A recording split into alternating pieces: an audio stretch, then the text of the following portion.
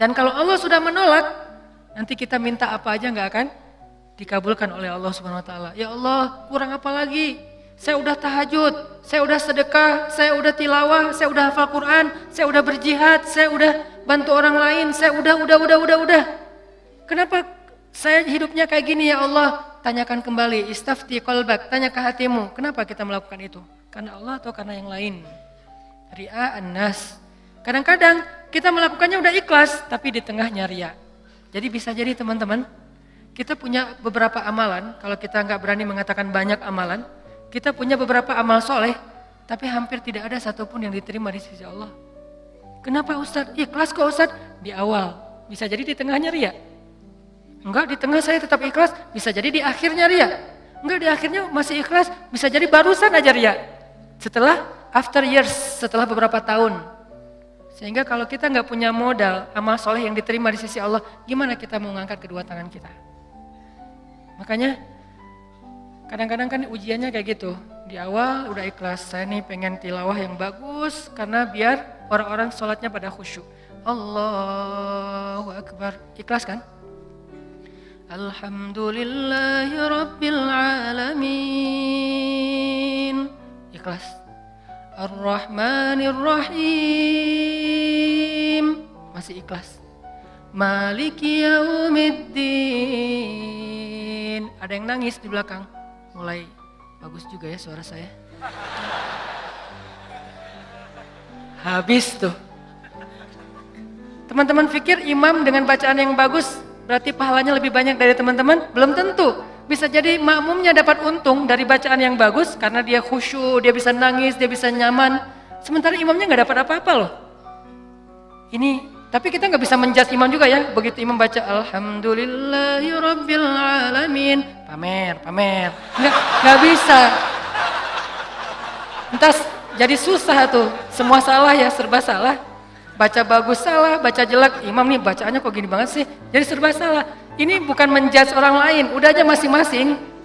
Kalau imam bacanya bagus, ya kita husnuzon. Masya Allah bacaannya luar biasa. Kalau banyak orang yang khusyuk gara-gara ini berarti pahalanya banyak banget nih. Kan kita cemburu ya. Si imamnya, astagfirullah, kalau gak dibagusin, Allah suruh yang bagus-bagus. Kalau bagus-bagus amat, ntar sombong. Karena emang bagus sih. Itu habis tuh. Aduh, ngeri banget teman-teman. Di tengah masih ikhlas. Nggak kegoda, kan riya itu kan bukan maunya kita ya. Riya itu kan wasawisus syaitan, yuwaswisu fi sudurin nas, dia yang mengebisikin, tapi di akhir selesai datang, alhamdulillah Ustadz, sambil gini, ada tisu nggak? Saya baru pertama nangis dalam sholat, suara Ustadz luar biasa. Bapak nggak pernah dengar di YouTube saya, sombong, ya. Bapak nggak baru kenal saya. Gitu, atau bukan karena pujian orang lain teman-teman, karena diremehin sama orang lain. Pernah diremehin orang terus jadi riya? Saya pernah ngisi di beberapa masjid agung. Ada kan kalau di daerah-daerah tuh kalau saya ngisi kadang-kadang panitia mintanya di masjid agung. Kan DKM Masjid Agung rata-rata nggak main Instagram ya. Mereka nontonnya TV. Jadi karena saya qadarullah nggak pernah masuk TV, nggak kenal. Ini Ustadz siapa sih? Ada nggak di Damai Indonesiaku? Nggak ada. Oh biasa aja. Karena saya nggak pernah masuk TV, akhirnya beliau nggak kenal kan, bukan yang pemain sosmed. Dan dari situ mulai ada ngeremehin. Panitia nawarin tempat, mereka bilang, udah biasa aja lah, nggak usah terlalu heboh. Paling juga jamaahnya nggak setengah masjid katanya. Saya dikasih tahu sama panitia, Ustadz, ini DKM-nya kayak gitu ngomongnya. Oh, kita lihat aja nanti. Mulai kan? Riya nih. Terus saya datang, ternyata alhamdulillah qadarullah Allah yang melangkahkan kaki-kaki mereka rame nih sampai pelataran masjid. Pas rame, DKM-nya bingung. Ini Ustadz siapa sih kok bisa rame gini yang datang? Saya, ya sih. Riya nih. Mulai yuwaswis was-wasa. Jadi perang batin banget teman-teman sama setan. Bukan maunya saya, setan yang kayak gitu. Kita cuma punya dua pilihan, mengaminkan atau menolak. Kalau kita mengatakan iya sih, berarti kita membenarkan kata-kata setan di dalam hati, riya, sombong. Atau kita mengatakan astagfirullah, nggak mau kegoda gitu. Pas waktunya sholat maghrib, panitia biasa, panitia kan kenal pastinya ya. Ustadz dorong-dorong saya gitu kan. DKM nggak ngedorong. Kan kepancing. Kenapa DKM nggak dorong? Ngelihat penampilan saya dari ujung rambut sampai ujung kaki kayak kurang meyakinkan gitu. Nih Ustadz bisa ngaji nggak sih? Ngelihat ujung kupluk, di tengah kaos atau pakai kemeja, bawah celana jeans biasa. Ini bisa ngaji nggak ya? Akhirnya DKM kayak ragu-ragu gitu mau dorong saya jadi imam. Dalam hati, 5 menit lagi dengerin aja nanti. Wah, UASWIS luar biasa. Karena didorong-dorong terus sama penitia, ya udah deh, saya mau ya kalian yang dorong kan, dorong lagi dong, didorong ya. Udah aja jadi imam, ngimamin, karena tadi diremehin sama DKM, kepancing dong, wah Ar-Rahman nih, gua keluarin sekalian, Kenapa ngeluarin Ar-Rahman? Favorit, kartu as lah. Kan DKM-nya kayak ragu-ragu gitu, sampai saya bilang, soft dirapatkan, diluruskan, saya nggak mau pakai bahasa Arab. Walaupun nggak bisa, soft diluruskan dan dirapatkan gitu. Terus DKM-nya masih gini-gini. Ragu-ragu gitu, dalam hati saya, ya bentar lagi, tenang aja. Wah, balik arah, Allahu Akbar, itu udah nggak benar lagi sholatnya tuh. Itu dirasain banget, itu udah nggak benar lagi sholatnya. Allahu Akbar, begitu selesai Al-Fatihah, gimana Pak, udah dengar? Terus masuk Ar-Rahman, serak pula, aduh, serak, suaranya hilang, segala macam, aduh itu nyesel banget tuh, nggak bisa show off ya. Kalau pas lagi dapat, mic-nya bagus, sampai menggemanya tuh sekilo gitu ya. Itu kan enak banget ya, buat seorang vokal, mic itu kayak floor buat anak skate kan, jadi bisa ngetrik banget kalau floornya dapat kan. Jadi buat saya tuh kalau mic-nya pas dapat, wah ini bisa semua trik dikeluarin nih. Fabi ayyi ala'i rabbikuma tukadziban, udah Ar-Rahman aja yang biasanya dibagi 4, sekarang 1 rakaat Ar-Rahman, rakaat kedua Al-Muluk. Kenapa? Biar sekalian didengerin. Nih Ar-Rahman ya, gini cara bacanya. Aduh, habis. Selesai sholat, kan balik arah gitu kan, mau zikir kan, balik arah bukan pura-pura zikir sih, sambil zikir ngelihat ke arah si bapak, kira-kira gimana ekspresinya sekarang. Itu teman-teman berat, kadang-kadang bukan karena kita pengen dipuji orang, tapi kita nggak rela diremehin orang, itu yang bikin kita riak kan. Bukan karena kita pengen dielu-elukan, dipuji, dapat banyak like, dipuja-puja, bukan itu kita masih kadang-kadang bisa ngerem. Tapi kita nggak sanggup bertahan, nggak bisa sabar kalau diremehin orang. Akhirnya kita bocorin juga kebaikan kita. Habis. Diremehin suami, diremehin pasangan, diremehin orang tua, diremehin mertua, diremehin teman-teman, segala macam. Diremehin tetangga. Kita bukan pengen dipuji dan dipuja oleh orang lain. Tapi kita nggak tahan kalau diremehin. Keluar juga tuh. Siapa yang selama ini yang melakukan ini? Siapa yang bantu kamu? Siapa? Keluar semua. Satu persatu yang kita sebutkan, satu persatu berguguran dan tidak ada nilainya di mata Allah SWT. Sabarkah kita ketika diremehkan oleh orang lain untuk tetap menjaga rahasia amal kita antara kita berdua aja dengan Allah? Itulah ujian ikhlas. Bisa nggak kita jaga? Nggak mau kita bocorin rahasia kita berdua sama Allah. Begitu kita bocorin, sedih banget tuh. Udah langsung tidak ada lagi nilainya di mata Allah. Berapa banyak dari amal yang kita lakukan yang benar-benar kita mampu menjaga keikhlasannya di awal, di tengah, di akhir. Kalau ada, jangan menyimpulkan dulu bahwa kita udah sukses karena masih ada waktu selama kita masih hidup untuk kita batal. Mungkin nggak batal di akhir, tapi batalnya setelah beberapa tahun. Ada teman kita datang nanya-nanya ke kita tentang, ngafal Quran itu susah banget ya. Kenapa? Aku tuh ngafal 1 juz aja, juz 30 gak beres-beres. Oh, ya sebetulnya gampang sih kalau udah tahu triknya, mulai nih. Emang idealnya ngafal Quran berapa lama? Ya tergantung orangnya, ada yang 10 tahun, ada yang 5 tahun, ada yang 2 tahun, 3 tahun, setahun. Kalau aku sih alhamdulillah 6 bulan khatam. Habis semuanya tuh. Ngafal Quran emang gampang, capek, susah loh. Yang susah itu bukan ngafalnya, murojaahnya kan, ngejaga hafalan. Udah hafal 5 juz, biasanya baru kerasa capeknya tuh setelah 5 juz kata orang-orang yang hafal. Setelah 5 juz, mulai nih keteteran yang di belakang, balik lagi ke depan, hilang lagi yang di belakang, balik lagi. Kayak gitu ngafal Quran saking capeknya tuh sampai orang yang banyak putus asa.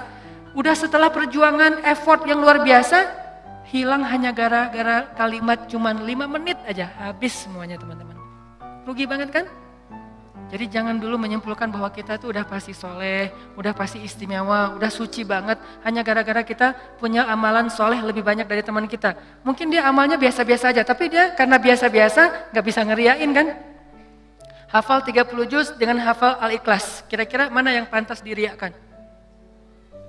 30 juz dong, Al-Ikhlas gak mungkin riak. Gimana kita mau riak? Gua udah hafal loh, apa? Al-Ikhlas. Apa yang mau diriain Al-Ikhlas?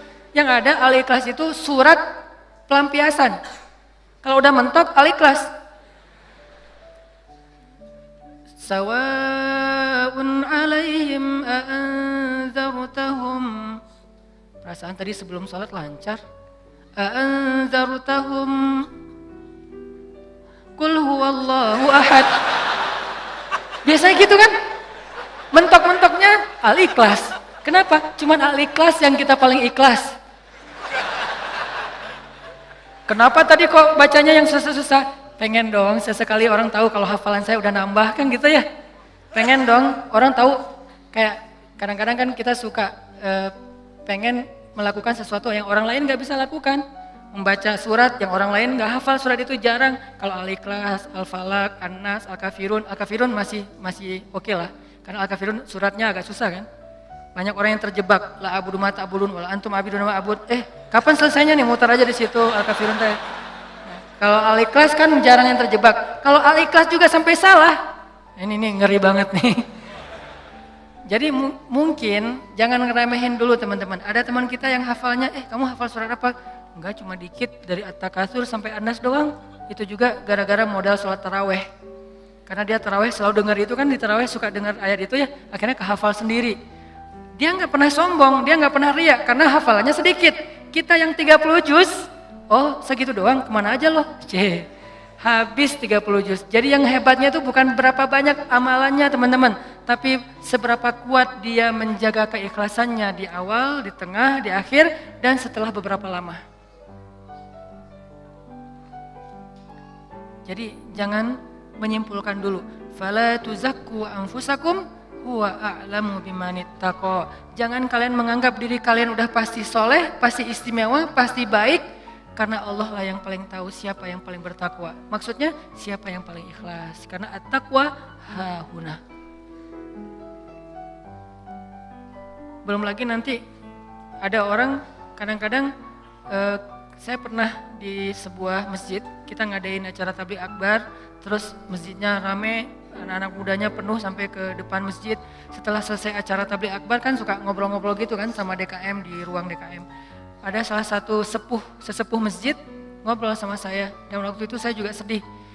Kenapa saya ladeni gitu, harusnya saya pergi aja biar menjaga amal beliau kan. Beliau cerita, Ustadz, alhamdulillah ya sekarang masjidnya rame, ini perjuangannya gak mudah loh Ustadz.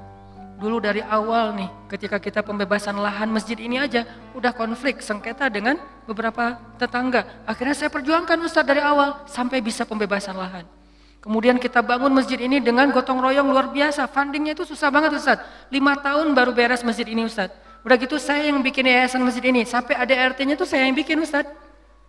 Satu persatu beliau sebutkan perjuangannya, jasa-jasanya, jerih payahnya, effortnya, dan segala macam pengorbanannya, sampai akhirnya masjid ini rampung. Sekarang dipakai banyak orang sholat, sekarang udah gampang. DKM sekarang tuh gampang, nggak seperti awal-awal dulu.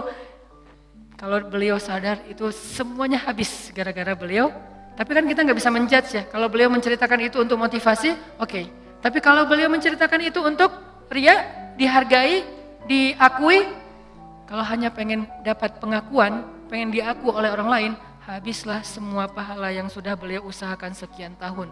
Harusnya kalau beliau ikhlas, satu orang yang datang ke masjid untuk ikut acara tabligh akbar, sholat berjamaah, taubat, sadar, zikir, ibadah, beliau dapat pahala. Kebayang nggak kalau ada 5.000, 10.000 anak muda yang datang untuk ikut acara di situ? Pahala beliau banyak banget, tapi hilang hanya dengan 5 menit berbicara. Jaga lisan. Faliyakul khairan aw liyasmut. Mending diam aja deh. Sebegitu gampangnya hilang amal-amal kita gara-gara tidak mampu menjaga keikhlasan kita, teman-teman. Makanya wa innama likulli imri'in manawa itu gampang banget tergelincir. Itu halus banget, lebih halus daripada suara langkah-langkah semut. halus banget. Sampai kadang-kadang kita juga terjebak di situ. Makanya di zaman Nabi itu kan ada cerita seorang sahabat Ansor yang tidak terkenal ibadah-ibadahnya, tapi Nabi bilang huwa min ahlil jannah, dia itu ahli surga. Apa kelebihan dia? Apa ibadah dia? Ibadah dia itu ibadah batin.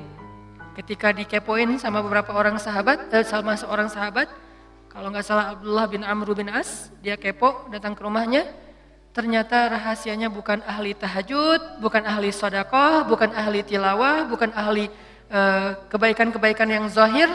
Dia kalau ngelakuin amalan yang zahir, yang standar-standar aja lah, yang wajib, yang kalau ditinggalkan pasti dosa, sholat pasti, cuman gak ada yang lebih, biasa-biasa aja. Terus yang bikin dia istimewa, ternyata ibadah batin. Apa ibadah batin dia? Dia bilang, saya tidak pernah dengki kepada orang lain. Kalau ada orang yang dapat nikmat, saya orang pertama yang bahagia. Kalau ada orang yang dapat musibah, saya yang paling sedih. Kalau ada yang orang berbuat salah, saya langsung mendoakan dan memaafkan dia. Inilah ibadah batin dia, teman-teman. Makanya selain kita fokus memperbaiki ibadah zahir kita, sholat kita, cara takbir kita, cara semua ruku sujud kita, perbaiki juga ibadah batin kita. Karena kalau sampai ini rusak, yang lain sempurna, batal. Tapi kalau ini benar, yang lain cacat-cacat dikit, karena kita mungkin punya kekurangan, Allah yang akan perbaiki. Jadi ini teman-teman, tentang pentingnya belajar ikhlas.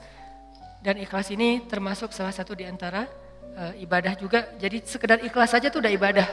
Sekedar niat aja itu udah ibadah. Belum melakukan udah jadi ibadah. Bukankah Nabi mengatakan siapa yang berniat berbuat baik lalu jadi melakukannya, maka dia mendapatkan 10 pahala kebaikan. Kalau dia berniat berbuat baik tidak jadi melakukannya, maka dia mendapatkan 1 pahala kebaikan. Siapa yang berniat berbuat buruk jadi melakukannya, maka dia dapat 1 dosa. Siapa yang berniat berbuat buruk tidak jadi melakukannya, dia dapat 1 pahala. Allah baik banget ya. Niat aja dikasih pahala, baru niat tuh. Sehingga para ulama mengatakan kalau begitu ayo kita berniat yang banyak. Dan memperbanyak niat itu disebut dengan istilah ta'addudin niyah. Ta'addudin niyah, memperbanyak niat-niat yang baik. Saya pengen ini, saya pengen itu, saya pengen. Semua kebaikan kita pengen. Maka pengen aja udah jadi pahala kebaikan yang utuh. Insya Allah tahun depan saya pengen umroh. Azam, niat yang kuat. Ya Allah kasih saya rezeki, saya pengen umroh. Udah nabung, ternyata gak cukup. Maka tahun itu Allah catat kita sudah melakukan ibadah umroh sempurna. Dan bisa jadi lebih sempurna daripada orang yang melakukannya secara fisik. Kenapa? Orang yang melakukannya secara fisik masih ada ujian riya. Lagi di mana? Lagi umroh, posting. Tapi nggak semua orang yang posting umroh itu ria ya. Ini ke diri kita lagi nih, balik lagi kepada diri kita. No judgment. Bisa jadi dia posting, bisa jadi dia tinggalnya di bintang 5. Kadang-kadang umrohnya bareng dengan teman. Kadang-kadang kegodanya gini, umroh nih bareng dengan teman. Pas lagi makan, kan di hotel suka pas makan saling ketemu gitu kan, saling sharing. Dari mana aja? Baru selesai tawaf. Wah, Masya Allah udah selesai tawaf aja, kita baru aja tadi nggak jadi soalnya rame banget. Ya sih rame, tapi kalau kita kuat azamnya pasti lewat lah bisa. Udah mulai nih. Udah berapa kali hari ini? Alhamdulillah baru 7 kali. 7 kali, gara-gara kita ucapin. Niat mengucapkannya itu nggak ada riya teman-teman. Niat mengucapkan itu keceplosan aja pengen ngomong gitu. Alhamdulillah udah 7 kali. Alhamdulillah baru 7 kali. Niatnya nggak ada riyanya sama sekali. Tapi begitu selesai mengucapkan, orangnya mengatakan, Masya Allah luar biasa 7 kali, hebat. Langsung datang setan, yuwaswis. Ya sih, mungkin di rombongan ini saya yang paling banyak rekor tawafnya. Atau kadang-kadang cium hajar aswad. Itu kan sesuatu banget ya, buat jamaah umroh dari Indonesia kan sesuatu banget. Jadi bisa dibilang cium hajar aswad itu kayak poin. Siapa yang paling sering cium hajar aswad, jadi kayak saling share lagi makan. Udah cium hajar aswad? Udah, belum? Udah, alhamdulillah udah 3 kali. Wah saya baru sekali. Akhirnya saling berlomba. Kalau ini niatnya fastabiqul khairat, itu bagus. Tapi gara-gara fastabiqul khairat, kalau sampai terjebak kepada riya, sombong, maka habis. Yang tahu cuman kita. Yang tahu cuman kita. Orang lain gak tahu. Hati-hati dengan ini. Tapi orang yang tadi menabung pengen umroh, terus gak cukup duitnya, lalu gak jadi umroh, bisa jadi dia mendapatkan pahala umroh lebih utuh daripada orang yang melakukannya secara fisik. Maka jangan kikir dalam berniat baik. Berniat baik yang banyak. Ketika kita keluar rumah, ya Allah hari ini mudah-mudahan saya bisa bantu orang di jalan. Mudah-mudahan saya bisa silaturahim dengan teman lama atau dengan keluarga. Mudah-mudahan saya bisa mendapatkan ilmu. Mudah-mudahan saya bisa membantu orang dari kesusahan. Mudah-mudahan saya bisa. Perbanyak aja kebaikan kita niatin dan kita serius. Kalau nanti ada kesempatan kita akan lakuin. Begitu kita keluar rumah, Allah sudah mencatat kita seperti melakukan sebanyak kebaikan yang kita niatkan. Jadi niat aja ibadah. Wa innama likulli imri'in ma nawah. Seseorang mendapatkan pahala sesuai dengan apa yang dia niatkan. Niat aja udah ibadah. Apalagi kalau kita kerjakan. Sampai ulama mengatakan, kalau saya mendengar seseorang mengetuk pintu rumah saya, maka saya tidak akan membuka pintu rumah itu sampai saya memiliki 10 niat baik. Jadi kalau mau buka pintu rumah, beliau berdiri di belakang pintu, ya Allah, kalau ini adalah orang miskin, saya berniat akan kasih dia sedekah 1. Kalau ini adalah seorang saudara yang sudah terputus silaturahim selama ini, saya akan sambung silaturahim 2. Kalau ini adalah seorang ulama, saya akan minta nasihat dari beliau dan ilmu 3. Kalau ini adalah seorang murid, saya akan kasih dia nasihat dan ilmu 4. Kalau ini adalah seorang yang berhutang, saya akan bayarkan hutangnya 5.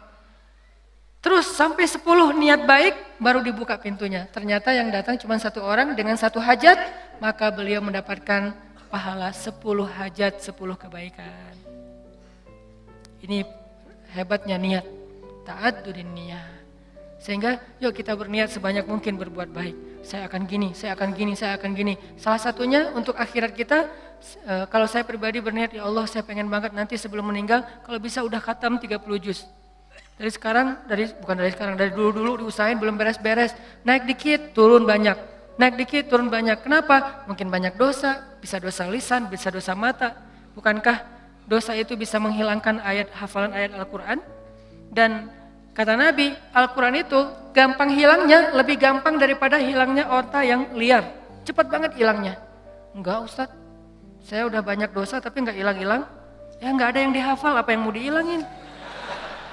Coba kalau mau tahu kita banyak dosa atau enggak, hafal Quran deh. Kalau susah, pasti banyak dosa. Kalau mau tahu itu cara kita untuk bisa mendeteksi dosa kita, salah satunya ya, hafal Quran. Coba, itu akan mendeteksi banget. Kalau kita udah lancar bacaan, tapi dengan syarat bacaannya udah lancar. Karena kalau bacaan belum lancar, ya bukan karena dosa, emang nggak bisa baca Quran ya. Berarti tahapannya baca Quran dulu. Kalau bacaannya udah lancar, tapi kok nggak bisa ya ngafal Quran?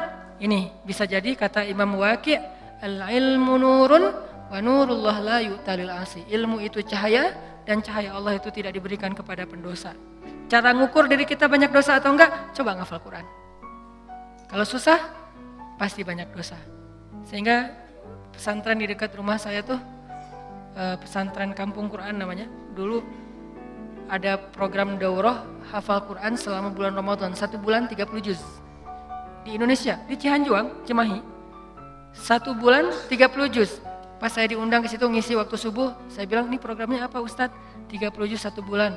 Saya dalam hati, emang bisa? Saya tuh udah lebih 10 tahun gak beres-beres. Ngeremehin gitu kan? Ternyata ada yang bisa.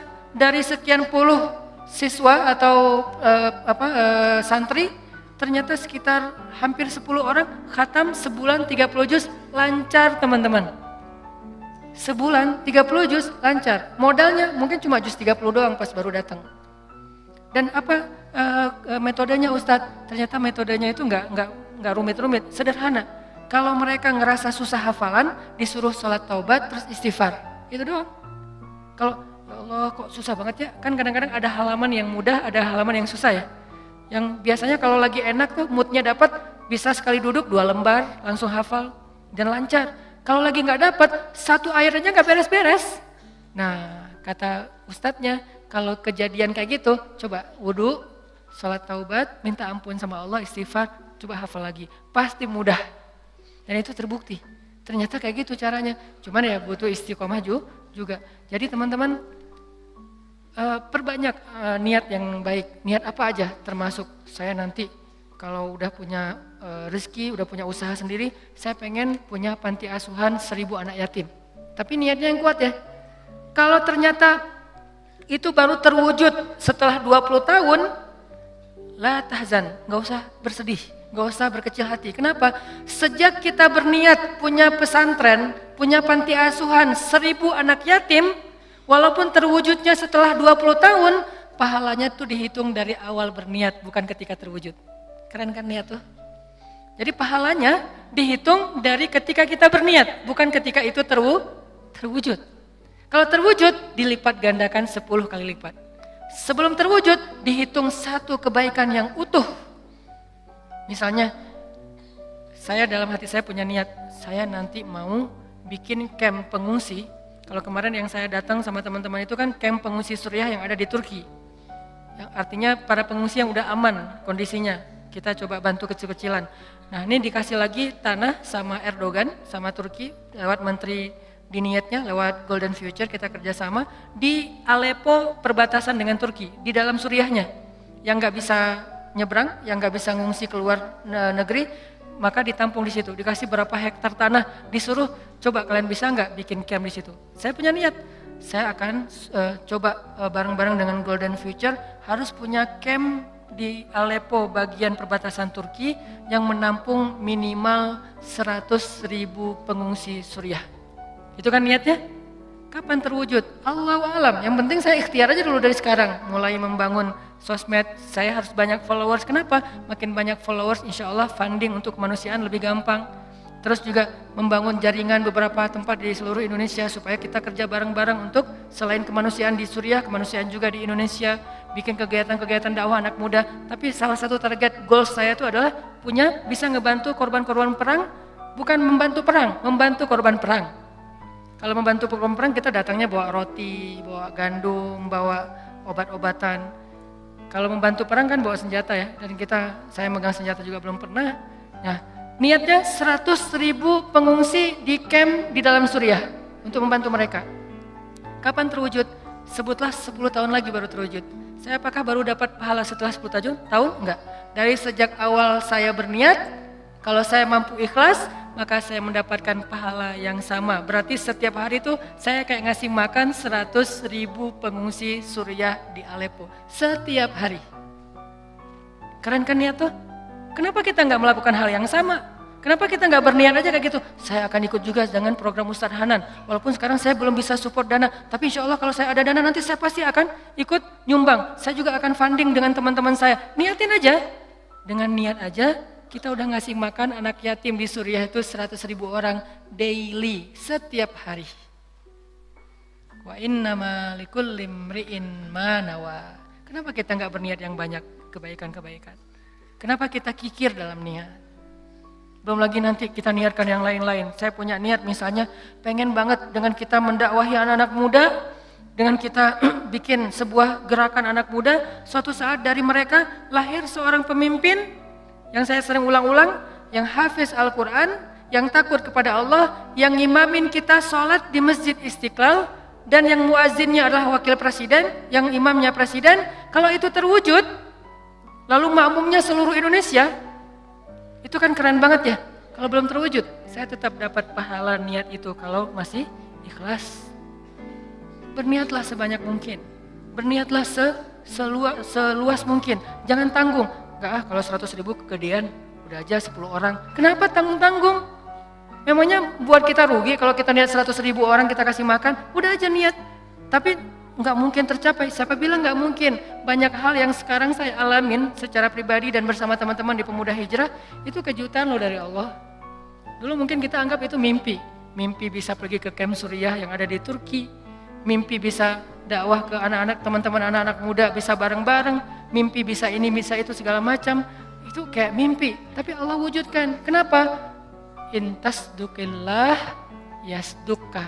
Kalau kamu jujur kepada Allah, Allah juga akan jujur kepada kamu.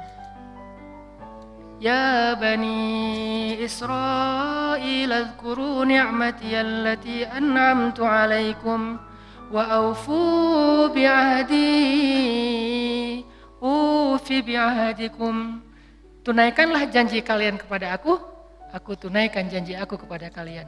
In tasdukillah yasdukka. Jujurlah kepada Allah, Allah jujur kepada kalian. Ihfazillah yahfazka. Jaga Allah, Allah jaga kalian. Fadhkuruni adzkurkum. Ingat aku ingat kalian. Selalu kayak gitu, kaidahnya sama. Walaupun redaksinya berubah-ubah.